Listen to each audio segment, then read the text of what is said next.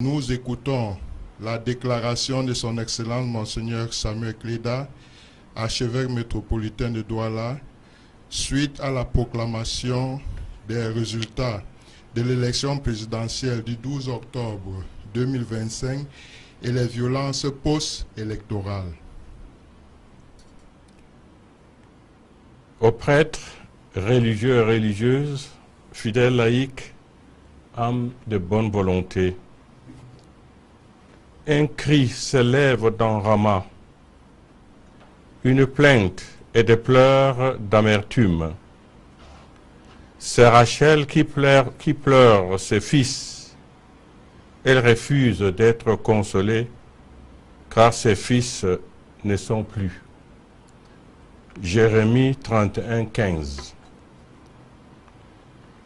L'élection présidentielle du 12 octobre 2025 s'est présentée pour nous, Camerounaises et Camerounais, comme le kairos, c'est-à-dire le moment favorable pour écrire une nouvelle page de notre histoire, le changement. Nous avons, pour une large majorité, exprimé ce désir, cette volonté, cette aspiration profonde de notre cœur et de notre âme par le choix massif du candidat, du leader que nous avons estimé capable de rassasier cette grande faim et d'étancher cette immense soif du peuple camerounais. À travers les réactions des uns et des autres après la proclamation des résultats de l'élection présidentielle du 12 octobre 2025, de nombreux citoyens qui s'attendaient à un avenir meilleur ont eu la ferme conviction que leur choix n'a pas été respecté. Il a été méprisé et pire encore ignoré. Aujourd'hui, leur déception est immense. Face à cette attitude qui a indigné une majorité écrasante des Camerounais et la communauté internationale, tous les responsables de notre pays sont invités à réfléchir en profondeur sur les conséquences de la situation actuelle. Car la proclamation des résultats du 12 octobre 2025 avait la déception et l'indignation qu'elle a ravivé dans la pensée et le cœur d'un grand nombre de nos compatriotes, a donné lieu à des marches et manifestations à caractère pacifique. Malheureusement, elles ont connu de graves dérives à travers des actes de vandalisme, de pillage, de vol aux conséquences graves sur la vie matérielle et économique de beaucoup de personnes innocentes dans les villes comme Douala, Garoua, Maroua, Bertoua, Chang, etc. Ce qui est déplorable et condamnable. En effet, d'une part, des édifices publics, certains établissements commerciaux et des boutiques ont été saccagés, pillés, vidés et d'autres incendiés. Ces actes regrettables et répréhensibles ont plongé leurs propriétaires dans le désarroi et la misère. D'autre part, des violences verbales et physiques, des intimidations ont été exercées sur les populations. Il y a eu de nombreuses arrestations et des assassinats, surtout parmi les jeunes, et cela se poursuit malheureusement. Tout en travaillant sur une autre manière de sauvegarder la sécurité des personnes et des biens, il est indispensable que ces violences, ces intimidations, ces arrestations et assassinats prennent fin le Cameroun ne devrait pas être une terre d'affrontement permanent entre le pouvoir et le peuple après chaque élection présidentielle. La démocratie ne s'accommode pas des coups de canon, des menaces, des arrestations arbitraires et des intimidations des citoyens qui ont une pensée contraire. On n'organise pas une élection pour tuer les citoyens. On ne gouverne pas un peuple avec les armes. Aucun gouvernement au monde ne peut gouverner sans peuple. Le gouvernement est au service du peuple. Et il a pour devoir de l'aimer et de répondre à ses aspirations légitimes et profondes, comme le recommande l'apôtre Pierre. Soyez les pasteurs du troupeau de Dieu qui se trouve chez vous. Veillez sur lui, non par contrainte, mais de plein gré selon Dieu. Non par cupidité, mais par dévouement.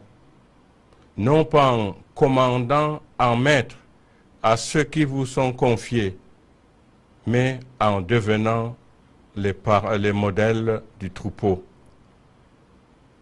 Cet appel s'adresse à tout dirigeant.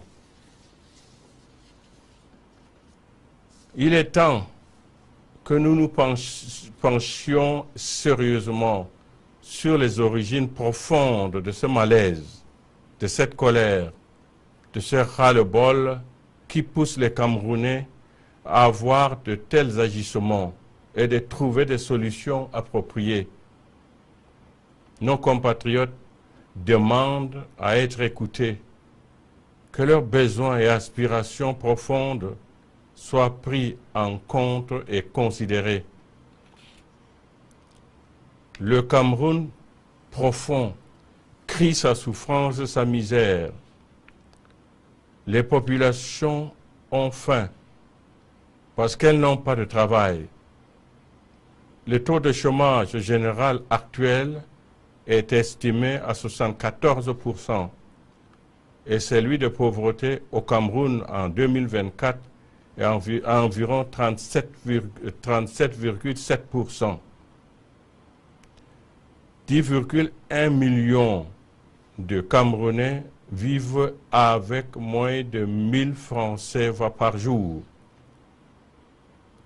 Le Cameroun compte plus de 6 millions de citoyens sur les routes de l'exil ou de l'immigration clandestine, confère Centre d'études stratégiques d'Afrique. Notre pays est dépourvu d'un système économique fiable pourvoyeur d'emplois.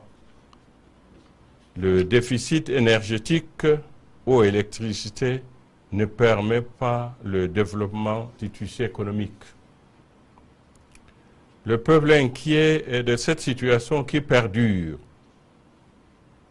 Sans aucun signe d'espoir à l'horizon, des citoyens ou de familles préfèrent s'en aller à l'étranger. Un peuple qui descend dans la rue pour crier son désespoir exprime une rupture et interpelle la conscience des dirigeants. Si des milliards de nos francs sont dépensés pour organiser les élections, on peut également en trouver pour le bien-être des populations. Nous ne saurions faire la sourde oreille, ni rester indifférents, insensibles aux signaux de détresse qu'elle nous envoie. Nous sommes parvenus au terme d'une élection présidentielle. Pouvons-nous oser espérer une amélioration réelle, significative et effective des conditions de vie des Camerounais par rapport à la situation actuelle?